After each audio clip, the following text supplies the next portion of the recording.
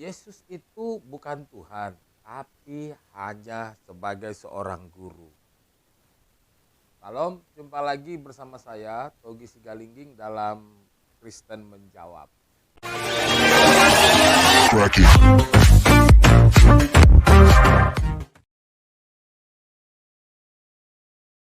Seorang mualaf yang dulunya mantan Kristen, dia bilang pada saat dia membaca Matius 28 ayat yang ke-19, di mana dikatakan di situ, karena itu pergilah, jadikanlah semua bangsa muridku.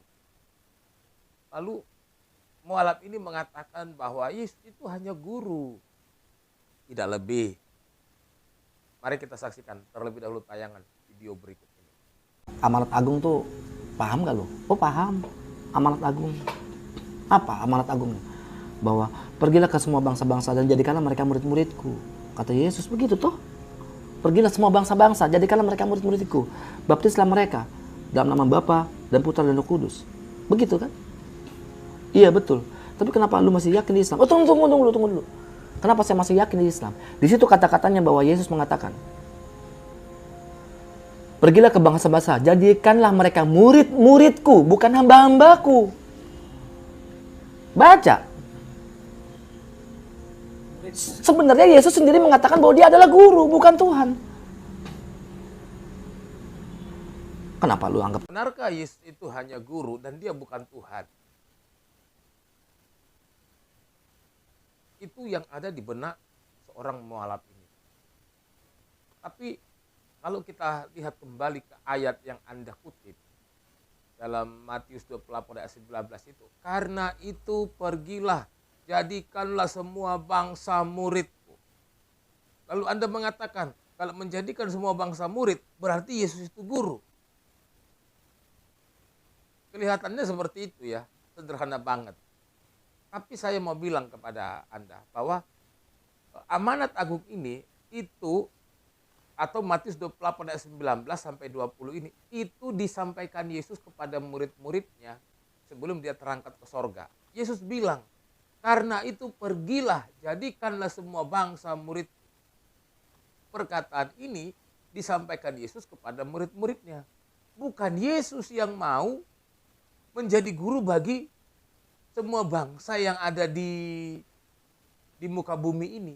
Tetapi Tuhan Yesus itu mengutus murid-muridnya untuk membuat bangsa-bangsa itu menjadi murid. Menjadi murid yang dimaksud di sini itu berarti mengikuti. Itu maksudnya, menjadi murid itu artinya mengikuti atau melakukan perintah. Jadi Yesus sedang mengutus murid-muridnya supaya murid-muridnya ini pergi ke seluruh bumi dan mengajar mereka supaya mereka mengikuti Yesus dan melakukan perintah Yesus. Itu maksudnya. Jadi jangan dipakai logika anak SD. Kalau murid berarti ada guru. Itu logika anak SD. Kita harus paham dulu arti murid itu apa. Jadi arti murid yang dimaksud di sini itu adalah mengikuti atau melakukan perintah. Jadi Yesus mengutus murid-muridnya supaya murid-muridnya ini pergi ke ujung-ujung bumi mengajarkan supaya seluruh orang di muka bumi ini mengikuti Yesus dan melakukan perintah Yesus. Mengapa mereka diperintahkan untuk mengajar itu? Mengapa mereka diutus ke seluruh penjuru bumi untuk menjadikan orang murid itu? Tujuannya satu, supaya semua orang tahu. Supaya semua orang mengikuti Yesus. Supaya semua orang percaya kepada Yesus. Itu maksudnya. Jadi bukan karena dikatakan karena itu pergilah jadikan semua bangsa muridku. Oh, Yesus itu hanya guru, dia bukan Tuhan. Kalau itu anak saya yang SD juga tahu. Kiranya hal ini boleh memberkati kita semua. Salam, Tuhan Yesus memberkati.